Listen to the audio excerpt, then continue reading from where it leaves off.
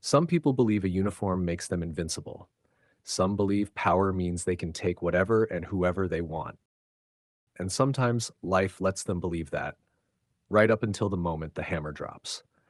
That moment came at a quiet diner outside Fort Benning when a soldier with a history of abuse walked up to a woman minding her business, tried to intimidate her, and then, bam, he punched her right across the face. He thought she was just another victim. He thought the system would protect him again. He thought this would be like every other time, swept under the rug. He had no idea who she really was, or the storm that was about to crash down on Fort Benning.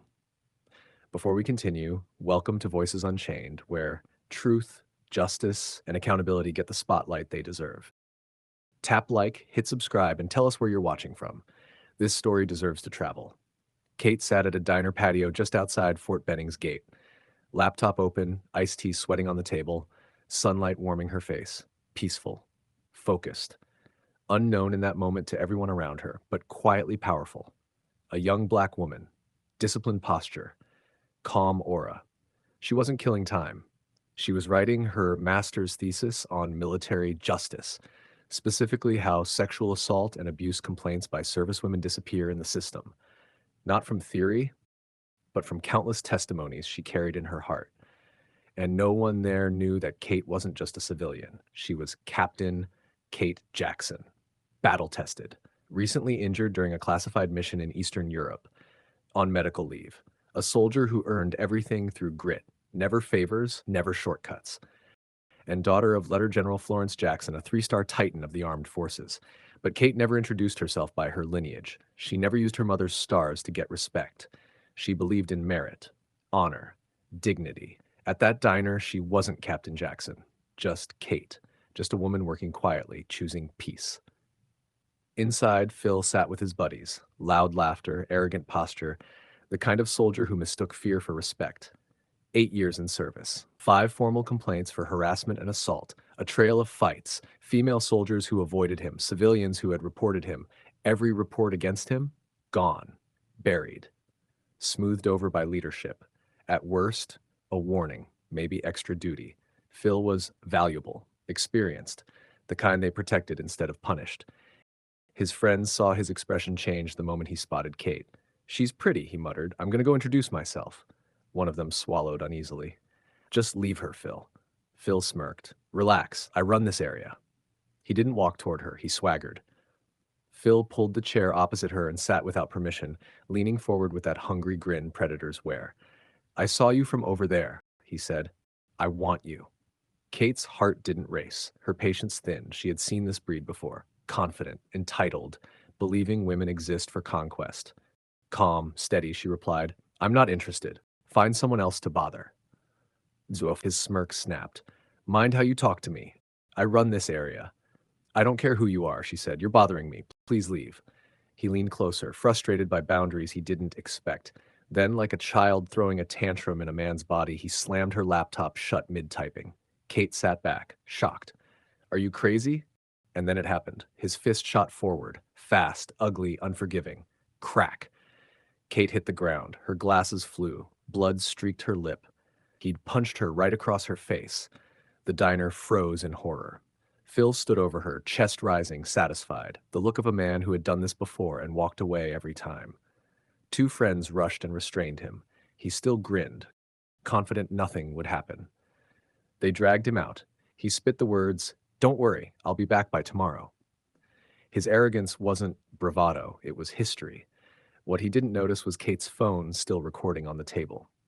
She had been filming from the moment he sat down, instinct built by countless stories she had documented.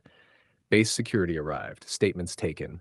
Kate, bleeding, refused medical evacuation. "I want this documented," she said. Her calm shook the officers more than her wound. They didn't know why, but something told them this wasn't going away quietly. Real power doesn't always shout. Sometimes it waits. If you're still here, hit like, subscribe, and tell us. What would you have done in Kate's shoes? 20 minutes later, the base gate thundered. 3 black SUVs roared in. Doors opened in unison. Out stepped 3 generals. Posture sharp, expressions carved from steel. Phil, still nearby in handcuffs, went pale, eyes wide, breath catching. the first crack of fear splitting his confidence as he realized this wasn't going to disappear like the others.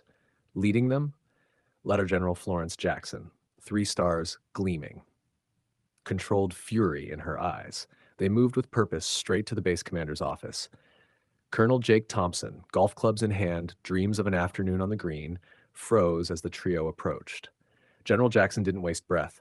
Every record on Sergeant Philip Turner, she demanded. Every complaint, every report, every file you buried. The color drained from his face. He knew exactly who Kate was now and what had just detonated under his command. The truth hit like artillery fire. Phil hadn't just punched a woman. He assaulted Captain Kate Jackson, decorated soldier, survivor of a classified mission, and daughter of a 3-star general.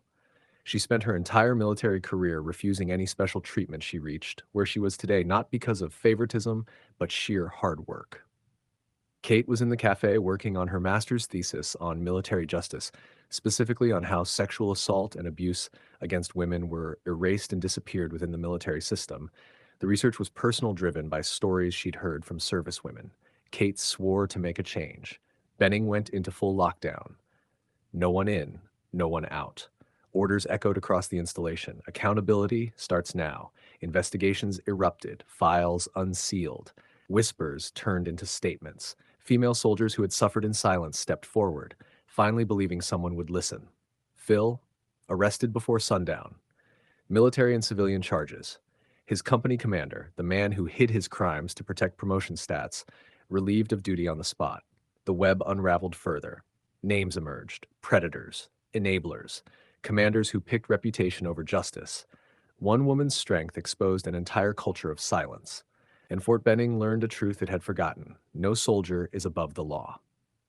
In a sterile hospital room, doctors stitched Kate's lip. She didn't cry. She didn't rage. General Florence stood beside her, not as a general, but as a mother, proud, hurting. Relieved, her daughter stood strong, not because of her stars, but because of her spirit.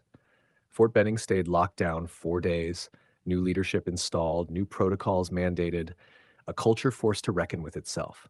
Kate didn't just get justice for herself. She opened the gates for many others.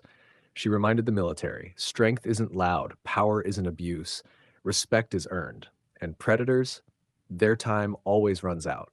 Sometimes slowly, sometimes suddenly, sometimes with one punch too many.